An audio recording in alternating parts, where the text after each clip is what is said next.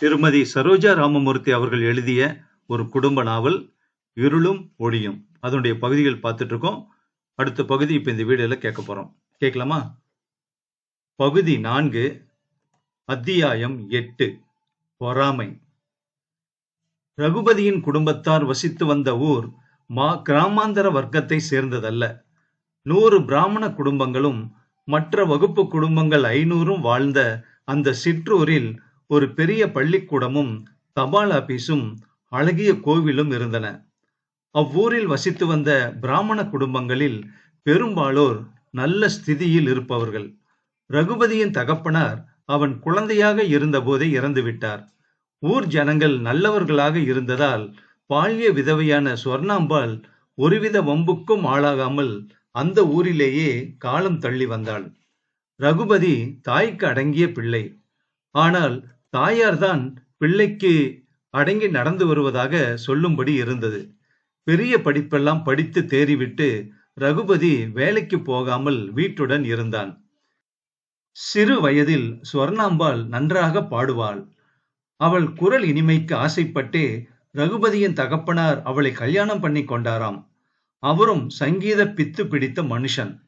இந்த காலத்தை போல் சங்கீத சபைகளும் நாடக மண்டலிகளும் அப்பொழுது அவ்வளவாக இல்லை. நல்ல சங்கீதத்தை கேட்க வேண்டுமானால் கோயில்களின் உற்சவ காலங்களிலும் பெரிய மனிதர்கள் வீட்டு கல்யாணங்களிலுமே முடியும். பெரிய வித்வான்களை அழைத்து கோயிலில் கச்சேரிகளுக்கு ஏற்பாடு செய்வதோடு அவர்களை தம் வீட்டுக்கே அழைத்து வேண்டிய சௌகரியங்களை செய்து கொடுப்பார் ரகுபதியின் தகப்பனார். அவருக்கு வாய்த்திருந்த மனைவியும் அவர் எடுத்த காரியத்தில் பங்கெடுத்து கொண்டு சண்டை பூசலுக்கு இடமில்லாமல் நடந்து கொண்டாள். பரம்பரையாக இருந்து வந்த சங்கீத ஞானம் ரகுபதியையும் பிடித்து கொண்டது. அவனும் தகப்பனாரைப் போலவே சங்கீத விழாக்கள் நடத்தினான். அதற்காக நன்கொடைகள் கொடுத்தான். குழந்தை பருவத்தில் இருந்து தாயை இழந்து தன்னுடன் வளர்ந்து வந்த சரஸ்வதிக்கும் அந்த வித்தையை பழுதில்லாமல் கற்பித்தான். தனக்கு வாய்க்கும் மனைவியும் அம்மாதிரி இருக்க வேண்டும் என்று அவன் ஆசைப்பட்டது இயற்கையே அல்லவா? அன்று கோழி கூவதற்கு முன்பே ரகுபதியின் வீட்டில் எல்லோரும் விழித்துக் கொண்டு விட்டார்கள். வேலைக்காரி வரப்போகும் தன் புது எஜமானிக்காக விதவிதமாக கோலங்கள் போட்டு செம்மண் பூசிக் கொண்டிருந்தாள். சமையல் அறையில் சொர்ணாம்பாளும் சரஸ்வதியும் காலை ஆகாரம் தயாரிப்பதில் முனைந்திருந்தனர். எவ்வளவுதான் பணம் காசில் மூழ்கி இருந்தாலும் சமையலுக்கு ஆள் வைத்துக் கொள்ளும் வழக்கம் மட்டும் அவ்வூரில் இல்லை. யார் வீட்டில் எந்த விசேஷம் நிகழ்ந்தாலும் ஊரில் உள்ள அத்தனை பெண்களும் ஒன்று சேருவார்கள். தலைக்கொரு வேலையாக செய்வார்கள். வேலையும் அழகாகவும் ஒழுங்காகவும் முடிந்துவிடும். அன்றும் கோடி வீட்டிலிருந்து பாகீரதி அம்மாமி வந்திருந்தாள். வயது 60 இருக்கும் அந்த அம்மாமிக்கு. வாய் படபடவென்று எதையாவது பொரிந்து தள்ளுவதற்கு ஈடாக கையும் சரசரவென்று லட்சியம் இல்லாமல் வேலை செய்து கொண்டிருக்கும். இதற்கு நேர் விரோத குணம் படைத்தவள் ரகுபதியின் தாயார் சொர்ணாம்பாள்.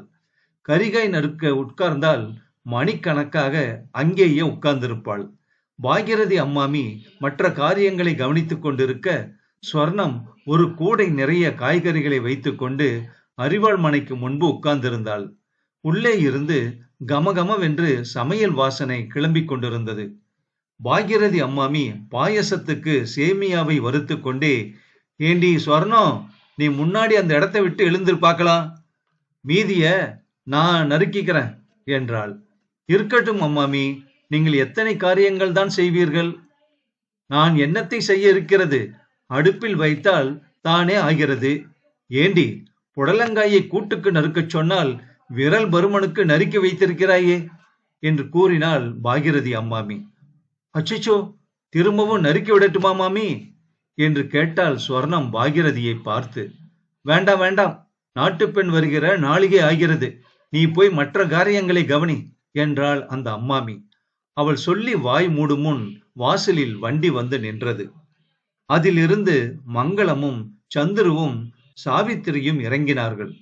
சரஸ்வதி பறக்க பறக்க ஆரத்தி எடுத்து கொண்டு வந்தாள். அவள் முகத்தில் பொங்கிய சந்தோஷத்தை கண்டு சந்துரு வியப்படைந்தான். வா சாவித்ரி, வாங்க மாமி என்று புன்முறுவலுடன் வரவேற்றாள் சரஸ்வதி. அவர்களை அழைத்துவிட்டு அவள் திரும்பிய போது சந்துரு தன்னையே உற்று பார்ப்பதை அறிந்ததும் அவளுக்கு வெட்கமாக போய்விட்டது. ரகுபதி அது சமயம் வெளியே சென்றிருந்ததால் சங்கோஜத்துடன் சரஸ்வதி அவனை பார்த்து வாருங்கள் என்று அழைத்தாள்.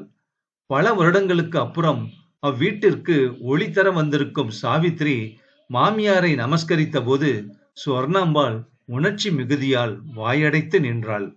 கண்களில் ஆனந்த கண்ணீர் பொங்கி வழிந்தது.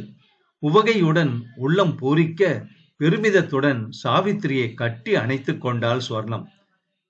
வீட்டுல எல்லாரும் சௌக்கியந்தானே மாமி என்று சரஸ்வதி மங்களத்தை விசாரித்த போது சௌக்கியந்தானே என்று தன்னை நேரில் கேட்பதற்கு வெட்கப்பட்டு கொண்டு சரஸ்வதி மறைமுகமாக தன் தாயை விசாரிப்பதாக நினைத்த சந்துரு, சீதா உன்னை ரொம்பவும் விசாரிச்சதா சொல்ல சொன்னா, உன்னிடம் கற்றுக்கொண்ட பாட்டுகளை பாடம் பண்ணி விட்டதாகவும் சொன்னாள் என்றான் சந்துரு. ஓஹோ என்று அவனுக்கு பதில் கூறிவிட்டு சரஸ்வதி மற்ற அலுவல்களை கவனிக்க உள்ளே சென்றாள். இதற்குள்ளாக வெளியே போயிருந்த ரகுபதி திரும்பி விடவே சாவித்திரியும் மங்களமும் கூடத்தில் இருந்து பின்கட்டுக்கு சென்றார்கள். வந்தவர்களை வா என்று கூட சொல்ல தெரியாமல் பிரமித்து உட்கார்ந்திருக்கிறாயே சுவர்ணம், 4 வார்த்தைகள் நறுக்கென்று பேச தெரியவில்லையே உனக்கு என்று பாகிரதி அம்மாமி கையில் பிடித்த கரண்டியுடன் சம்மந்தி அம்மாளை வரவேற்றுவிட்டு சுவர்ணத்தை பரிகாசம் செய்தாள். சுவர்ணம் நிஜமாகவே பிரமித்து போயிருந்தாள். 1.5 வயது குழந்தையில் இருந்து தகப்பன் இல்லாமல் அல்லும் பகலும் அரும்பாடுபட்டு வளர்த்த குழந்தைக்கு கல்யாணமாகி மனைவி வந்திருக்கிறாள் என்றால் அது எளிதான காரியமா? 4 பேரை போல் அவளும் பேரன் பேத்தி எடுக்கப் போகிறாள். இருண்டிருந்த வீட்டில் இப்போது ஒளி வீசப் போகிறது. இனிமேல் தன்னை மிஞ்சக்கூடியவர்கள் யாரும் இல்லை என்று அவளுக்கு தோன்றியது. சாவித்ரி புக்ககம் வந்து 2 மாதங்கள் ஓடிவிட்டன. அந்த 2 மாதங்களில் ஸ்வர்ணம் நாட்டு பெண்ணுக்கு விதவிதமாக பூ வைத்து பின்னினாள், நகைகள் பூட்டி அழகு பார்த்தாள். ஒரு வேலையும் செய்ய விடாமல் தானே எல்லாவற்றையும் கவனித்துக் கொண்டாள். சாதாரணமாக திருப்தி அடையும் மனம் இருந்தால் மாமியாரின் இந்த சரளமான சுபாவத்தை புரிந்து கொண்டு சாவித்ரி ராசாத்தி மாதிரி இருந்திருக்கலாம். அந்த வீட்டுக்கு நாட்டு பெண்ணாகவும் இருந்து அருமையாக வாழ்ந்திருக்கலாம். ஆனால் லேசில் ஒருவரையும் நம்பும் சுபாவம் படைத்தவள் அல்ல சாவித்ரி. அவள் எதிரில் தங்க பதுமை போல் வளைய வரும் சரஸ்வதியை பார்த்த போதெல்லாம் அவள் நெஞ்சு பொறாமையால் வெடித்துவிடும் போல இருந்தது. இவளுக்கு என்ன இந்த வீட்டில் இவ்வளவு சலுகை என்று தன்னை கேட்டு அதற்கு விடை புரியாமல் தவித்தாள் சாவித்ரி. சதா சர்வகாலமும் முகத்தை என்று வைத்துக் கொண்டு கணவன் கேட்கும் வார்த்தைகளுக்கு பதில் கூறாமல் இருந்தாள் சாவித்ரி. ஓர் இரவு கணவனும் மனைவியும் தனியாக சந்திக்கும் போது சாவித்திரியின் கண்கள் கோவை பழம் போல அழுது சிவந்திருந்தன. திறந்த மாடியில் கைப்பிடி சுவரை பிடித்த வண்ணம் தொலைவில் தெரியும் ஆலயத்தின் கோபுரத்தை பார்த்தவாறு நின்றிருந்தாள் சாவித்ரி. அடிமேல் அடி வைத்து உள்ளம் சிலிர்க்க தன்னை நாடி வரும் ரகுபதியை அவள் கவனிக்கவில்லை. மங்கிய நிலாவில் மனைவியின் முகத்தை திருப்பி அவன் பார்த்தபோது அவள் கண்களில் இருந்து கண்ணீர் முத்துக்கள் போல் கன்னங்களில் உருண்டன. ஏன் சாவித்திரி அழுகிறாள்? பல குடும்பங்களில் இன்றும் நடக்கும் மாமியார் நாட்டு பெண் சண்டை தன் குடும்பத்தில் ஏதாவது தோன்றிவிட்டதா என்று ரகுபதி ஐயுற்றான். பிறகு அன்புடன், சாவித்ரி ஏன் அழுகிறாய் என்று கேட்டு அவள் கண்ணீரை துடைத்து விட்டான். அத்தியாயம் 8. மனித சுபாவம். கன்னங்களில் வழிந்த கண்ணீரைத்தான் ரகுபதியின் கரங்கள் துடைத்தன. சாவித்திரியின் மனதில் ஏற்பட்டிருக்கும் குறையை, சந்தேகத்தை, பொறாமையை அவனால் துடைக்க முடியவில்லை. மனிதன் அல்ப சந்தோஷி என்று பெரியவர்கள் கூறுகிறார்கள். கல்யாணம் முடிந்தவுடன் மனைவியின் விருப்பப்படி கணவன் நடப்பதோ, கணவனின் விருப்பப்படி மனைவி நடப்பதோ இயலாத காரியம்.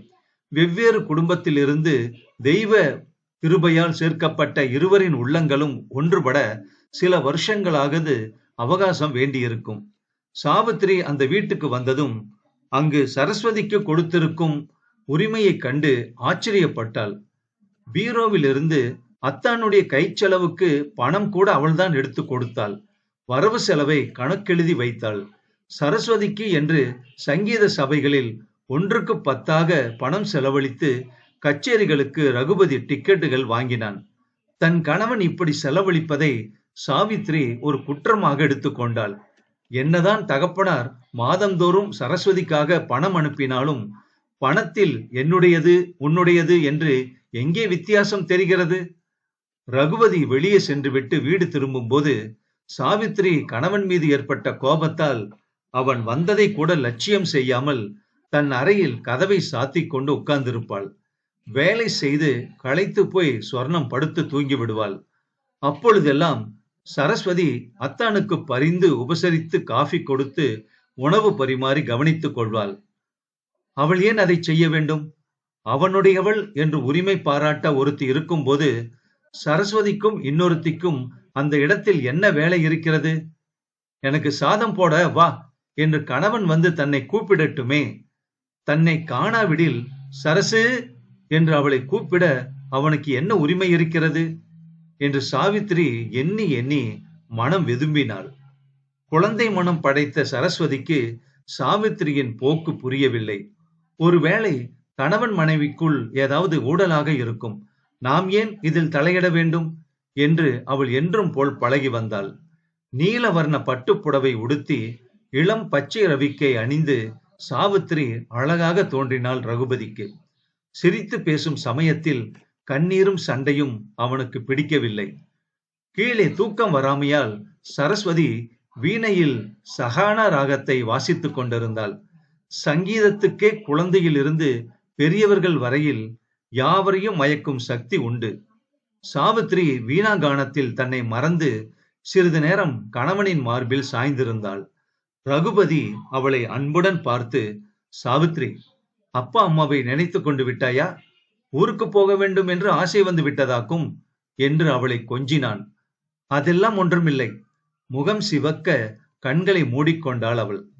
கீழே சகானா ராகத்தை முடித்து விட்டாள் சரஸ்வதி. அடுத்த பாட்டு சந்தர்ப்பத்துக்கு ஏற்றவாறு அமைந்தது. தூண்டிற் புழுவை போல் வீணையில் ஒலிக்க ஆரம்பித்ததும் ரகுபதி, இதோ பார்த்தாயா, இந்த வீணையின் நாதத்துக்கு இந்த உலகத்தையே காணிக்கையாக வைத்து விடலாம். அதன் தந்திகளை மீட்டும் போது எழும் ஓசைக்கு ஈடு வேறு எதையும் சொல்ல முடியாது. சாவித்ரி, சரசுவிடம் நீ பாட்டு கற்றுக்கொள்ளலாமே. முன்பு ஒரு தடவை கேட்டாயே, உங்களுக்கு என்ன பிடிக்கும் என்று. எனக்கு பிடித்தது இது ஒன்றுதான். என் மனைவி என் எதிரில் உட்கார்ந்து ஆனந்தமாக பாட வேண்டும். காலம் நேரம் போவது தெரியாமல் நான் அதை கேட்டு அனுபவிக்க வேண்டும். ரகுபதி உணர்ச்சியுடன் பேசினான். மகுடி ஊதுவதை திடீரென்று நிறுத்தியதும் சீரும் சர்ப்பம் போல் சாவித்ரி விசுக்கென்று அவன் மடியிலிருந்து எழுந்தாள். எனக்கு எல்லாம் தெரியும். கல்யாணத்தின் போது எனக்கு தெரியுமே. மணிக்கணக்கில் சரஸ்வதியை பாடச் சொல்லிவிட்டு நேரம் போவது தெரியாமல் உட்கார்ந்திருந்தீர்களே, மறந்து போய்விட்டேன் என்றா பார்த்தீர்கள்? நான் மறக்கவில்லை என்று கோபமும் பரிகாசமும் தொனிக்க கூறிவிட்டு சாவித்ரி அவனிடமிருந்து ஒதுங்கி உட்கார்ந்து கொண்டாள். ரகுபதி பொறுமையை இழக்காமல் சாவித்திரியை பார்த்து, என்னவோ சம்பந்தம் இல்லாமல் பேசுகிறாயே சாவித்ரி, அயலாரிடம் உன்னை பாட்டு கற்றுக்கொள்ள சொல்லவில்லையே. சரஸ்வதி நம் வீட்டு மனுஷிதானே என்று கேட்டான். உங்கள் சரஸ்வதி எனக்கு ஒன்றும் வாத்தியாராக வேண்டாம். அந்த பெருமையெல்லாம் உங்களோடு இருக்கட்டும். எனக்கு பாட்டும் வேண்டாம், கூத்தும் வேண்டாம். எனக்கு இஷ்டமில்லாத விஷயத்தை வற்புறுத்த வேண்டாம். என் பிறந்த வீட்டிலேயே என்னை யாரும் எதற்கும் வற்புறுத்த மாட்டார்கள். ஆமாம் என்று படபடவென்று பேசிவிட்டு படுக்கை அறைக்குள் சென்று கட்டிலின் மீது பொத்தென்று உட்கார்ந்து கொண்டாள். வெளியே சென்று வந்த கணவன் சாப்பிட்டானா என்று விசாரிக்க வேண்டும் என்று கூட அவளுக்கு தோன்றவில்லை. ரகுபதி சப்பிட்ட மனதுடன் படுக்கை அறையில் நுழைந்து அன்று வந்த தினசரி ஒன்றை படிப்பதில் முனைந்தான். மேஜை மீது வைக்கப்பட்டிருந்த பால் ஆறிப் போயிருந்தது. சிறிது நேரம் கணவனையே உற்று பார்த்து கொண்டிருந்த சாவித்ரி கீழே சரஸ்வதி பாட்டை முடித்ததும், அப்பாடா, பாதி ராத்திரி வரைக்கும் பாட்டும் கதையும் து என்று கூறி போர்வையை இழுத்து பொருத்தி கொண்டு படுத்து விட்டாள். மனைவி தன்னை இவ்வளவு உதாசீனம் செய்வாள் என்று ரகுபதி எதிர்பார்க்கவில்லை. ஆகவே கோபமும் வெட்கமும் நிறைந்த மனதுடன் அவள் அறைக்கு வெளியே வராந்தாவில் யோசித்தபடி குறுக்கும் நெடுக்குமாக உலாவும் போது கீழே சரஸ்வதி மங்கிய விளக்கொளியில் படுக்கையை உதறி போட்டுக் கொண்டு படுப்பது தெரிந்தது. சிறிது நேரத்திற்கெல்லாம் அவள் அயர்ந்து தூங்கிவிட்டாள். சலனம் இல்லாத அவள் முகத்தில் புன்னகை மிளிர்ந்து கொண்டிருந்தது. ரகுபதி மகத்தான தவறு செய்து விட்டான். கை எதிரில் இருந்த கனியை அருந்தாமல் காயை கனிய வைக்கும் விஷயத்தை அவன் மேற்கொண்டால் அது எளிதில் நடந்துவிடுகிற காரியமா? ரகுபதி சிலை போல் நின்று அவளையே கண்ணிமைக்காமல் பார்த்தான். பிறகு சாம்பிய மனதுடன் அவன் அறைக்கு திரும்பிய போது சாவித்ரி புஷ் என்று பெருமூச்சு விட்டுக்கொண்டே அனல் தெறிக்கும் விழிகளால் அவனை பார்த்தாள். அவளை கவனியாதவன் போல் ரகுபதி அறைக்குள் வந்து கதவை தாளிட்டுக் கொண்டு படுக்கையில் படுத்தான். கணவன் மனைவிக்கு இடையே சான் அகலம் இடைவெளி இருந்தாலும் சாவித்திரியும் அவனும் எங்கோ ஒருவருக்கொருவர் தொலைவில் இருப்பதாகவே நினைத்தார்கள். நாம் சொல்வதைத்தான் இவள் கேட்டால் என்ன என்று அவன் பொறுமிக் கொண்டே படுத்திருந்தான். போயும் போயும் அவளிடம்தான் பாட்டு கற்றுக்கொள்ள வேண்டுமா? பாடு என்றால் பாட வேண்டும், ஆடு என்றால் ஆட வேண்டும், ஓடு என்றால் ஓட வேண்டும், வா என்றால் வர வேண்டும். இந்த புருஷர்களுடைய அதிகாரத்திற்கு அளவில்லையா என்ன? ஸ்திரீகளை சமமாக பாவிக்கிறார்களாம். பேச்சிலேதான் எல்லாம் அடிபடுகிறது. வீட்டிலே அவனவன் மனைவியை இன்னும் அடிமையாகத்தான் வைத்திருக்கிறான். சாவித்ரி பெருமூச்சு விட்டுக்கொண்டு இவ்விதம் நினைத்தாள். நான் சொல்வதை இவள் உத்தரவாக ஏன் எடுத்துக்கொள்ள வேண்டும்? கணவனின் அன்பு கட்டளை என்று எடுத்துக்கொள்ளக் கூடாதா? வீட்டிலே பாட்டியும் பெற்றோர்களும் இடம் கொடுத்து தலைமேல் ஏற்றிக் கொண்டிருக்கிறார்கள். வந்த இடத்திலும் பணியும் சுபாவம் ஏற்படவில்லை. ஆகட்டும், பார்க்கலாம் என்று தீர்மானித்துக் கொண்டு ரகுபதி தூங்க ஆரம்பித்தான். நிம்மதியாக தூங்கும் சரஸ்வதி ஒரு கனவு கண்டு சிரித்துக் கொண்டிருந்தாள். அழகிய மலர் மாலை ஒன்றை கையில் ஏந்தி சந்துரு அன்புடன் அவளை நெருங்கி வருவதை உணர்ந்து சரஸ்வதி சிரித்துக் கொண்டே அவனிடம் இருந்து விலகி போகிறாள். சரஸ்வதி, உன்னிடம் ஒரு குறையும் இல்லை. அற்ப விஷயம் இது. நான் அதை பாராட்டுகிறவன் அல்ல சரஸ்வதி என்று சந்துரு உண்மை ஜொலிக்கும் பார்வையுடன் அவளிடம் கூறுகிறான். சரஸ்வதி உடனே திடுக்கிட்டு விழித்துக் கொண்டாள். சாவித்திரியை புக்ககத்துக்கு அழைத்து வந்தபோது சந்துரு அவளை தனிமையில் சந்தித்து பேச எவ்வளவோ சந்தர்ப்பங்களை ஏற்படுத்தி கொண்டாலும் சரஸ்வதி அதற்கெல்லாம் இடம் கொடுக்காமல் உறுதியுடன் இருந்தாள். சீதா உன்னை எங்களுடன் அழைத்து வர சொன்னாலம்மா என்று மங்களம் கூப்பிட்ட போது, ஆகட்டும் அம்மி, நான் வருகிறேன். சீதாவைத்தான் இங்கே அனுப்பி வையுங்களேன் என்று சிரித்துக் கொண்டே கூறினாள் சரஸ்வதி. இது என்ன கனவு? கனவில் காண்பதெல்லாம் வாழ்க்கையில் உண்மையாக நடக்குமா? நடந்தாலும் நடக்கலாம், நடக்காமல் போனாலும் போகலாம். அவள் படுக்கை அறைக்கு எதிரில் பூஜை அறை இருந்தது. அன்று அறைக்கதவு சாத்தப்படாமலேயே திறந்திருந்தது. உள்ளே பூஜையில் மாட்டியிருந்த நடராஜனின் உருவப்படம் லேசாக தெரிந்தது. காலை தூக்கி நின்றாடும் தெய்வத்தின் கலை அழகை கண்டு ரசித்தாள் சரஸ்வதி. உன்னதமான கலையை தனக்கு அருளியிருக்கும் அவன் தன்னை கேவலம் இந்த உலக இன்பங்களில் சிக்க வைக்க மாட்டான் என்கிற உறுதியும் கூடவே சரஸ்வதியின் மனதில் உதித்தது. இருந்தாலும் திடீர் என்று சந்துருவின் நினைவு அவளுக்கேன் தோன்ற வேண்டும்? மனித சுபாவம் அப்படித்தான் என்று புரிந்து கொள்ளவில்லை சரஸ்வதி. அத்தியாயம் 10. வானம்பாடி. அந்த இரவுக்கு அப்புறம் கணவனும் மனைவியும் பல முறைகள் தனிமையில் சந்தித்திருக்கிறார்கள். ஆனால் மனம் விட்டு பேசவோ அளவலாவோ அவர்களுக்கு முடியவில்லை. கணவனுக்கு உணவு பரிமாறும் போது சாவித்ரி அவன் முகத்தை பார்க்காமல் யாரோ அந்நியனுக்கு படைப்பது போல் களத்தில் பரிமாறிவிட்டு முகத்தை திருப்பிக் கொண்டு வெளியே சென்று விடுவாள். அவன் அவளை நிமிர்ந்து பாராமல் உண்டுவிட்டு போய்விடுவான். ஒரு தினம் தலைவாரிக் கொள்ள சாவித்திரியை அழைத்து சீப்பு கேட்டபோது அவன் எதிரில் மேஜை மீது பட்டென்று சீப்பு வந்து விழுந்தது. இந்த துணிகளை இன்று சோப்பு போட்டு துவைக்க வேண்டும் என்று அவன் தயங்கிக் கொண்டே யாரோ மூன்றாவது மனிதரிடம் சொல்லுவது போல் கூறிவிட்டு வெளியே போவான். மாலை வீடு திரும்பும் போது ஒவ்வொரு தினம் அவை துவைத்து அழகாக மடித்து வைக்கப்பட்டிருக்கும். பல நாட்கள் அவை அவன் அறையில் ஒரு மூலையில் கேட்பாரற்றும் கிடப்பது உண்டு.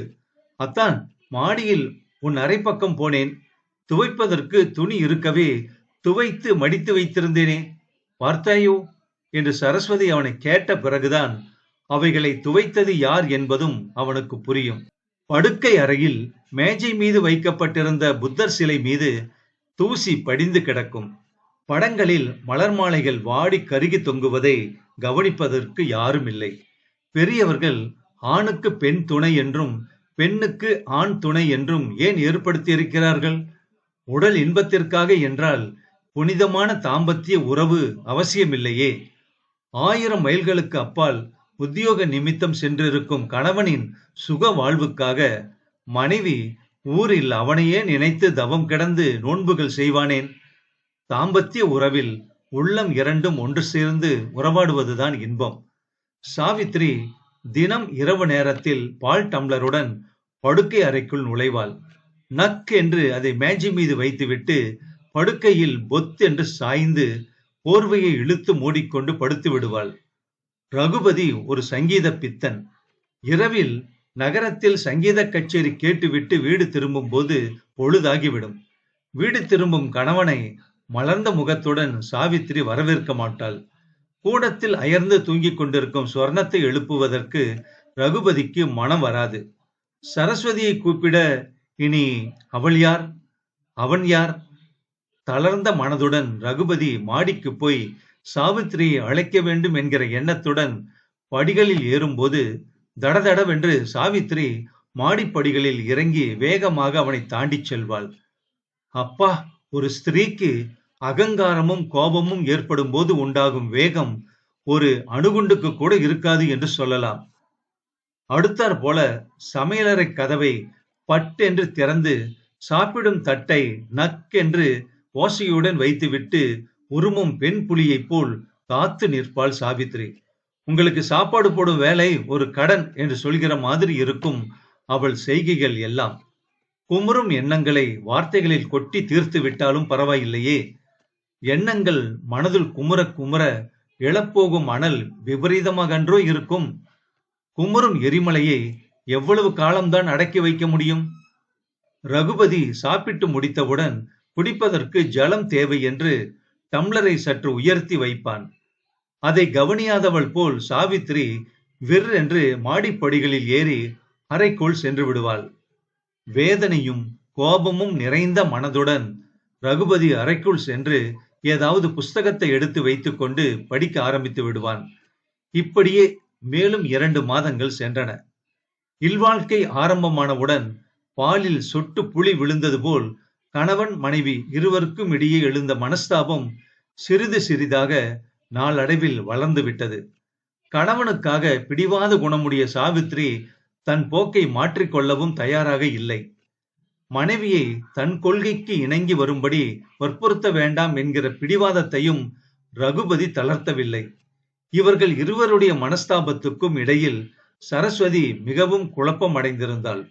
வலுவில் அவளாகவே சென்று சாவித்திரியுடன் பேசினாலும் முகத்தை திருப்பிக் கொண்டு சாவித்ரி போய்விடுவாள்.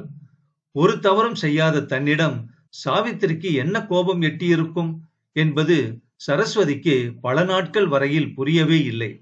நாளாக நாளாக சாவித்திரியின் கோபம் தன் மீது மட்டும் ஏற்பட்டிருக்கவில்லை, அது தன் அத்தான் மீதும் பாயத் தொடங்கி இருக்கிறது என்பதையும் ஓரளவு சரஸ்வதி யூகித்துக் கொண்டாள். நிலவு பொழியும் இரவுகளை இளம் மனைவியை படைத்திருக்கும் அத்தான் ரகுபதி திறந்த வெளியில் சாய்வு நாற்காலியில் தனியாக கழிப்பானேன் என்று தன் மனதையே கேட்டுக்கொண்டாள் சரஸ்வதி. அவளுக்கு அதற்கும் விடை தெரியவில்லை. ஆகவே ஒரு தினம் சரஸ்வதி கூடத்து ஊஞ்சலில் உட்கார்ந்து கீதை படிக்கும் தன் அத்தை சொர்ணத்திடம் சென்று நெருங்கி உட்கார்ந்து கொண்டு அத்தை என்று மெதுவாக கூப்பிட்டாள். இதுவரையில் கண்ணனின் உபதேச மொழிகளில் மனதை லயிக்க விட்டிருந்த ஸ்வர்ணம் திடுக்கிட்டு திரும்பி பார்த்து, நீ இங்கேயே அம்மா இருக்க? மாடியில் சாவித்திரியுடன் இருப்பதாக அல்லவோ நினைத்துக் கொண்டிருந்தேன் என்று வியப்புடன் கூறினாள். சாவித்திரி தூங்குகிறாள் அத்தை, அவளை தொந்தரவு செய்ய வேண்டாம் என்றுதான் இங்கு வந்தேன் என்றாள் சரஸ்வதி. அவள் குரலில் ஏமாற்றமும் ஏக்கமும் நிரம்பி இருந்தன. ஸ்வர்ணம் மெதுவாக சிரித்துக் கொண்டே, உனக்கு மத்தியான வேளைகளில் தூக்கமே வராதே, எதையாவது கொடை கொடை என்று குடைந்து கொண்டே இருப்பாயே குழந்தையில் இருந்து. ஒரு தரம் உங்க அம்மா இருக்கும்போது என்று சுவாதீனமாக பழைய கதை ஒன்றை ஆரம்பித்தாள்.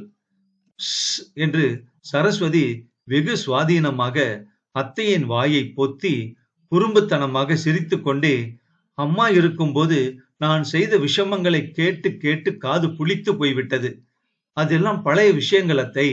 புது விஷயமாக ஒன்று சொல்லப் போகிறேன் என்றாள் சரஸ்வதி. சொல்லேன், அதற்கு இவ்வளவு பீடிகை வேண்டுமா என்ன என்று கேட்டாள் ஸ்வர்ணம். சரஸ்வதியின் முகத்தில் சிறிது முன்பு நிலவிய குறும்புச் சிரிப்பும் குறுகுறுப்பும் திடீரென்று மறைந்தன. நிலத்தை காலால் கீறிக்கொண்டே தரையை சிறிது நேரம் பார்த்து கொண்டு உட்கார்ந்திருந்தாள்.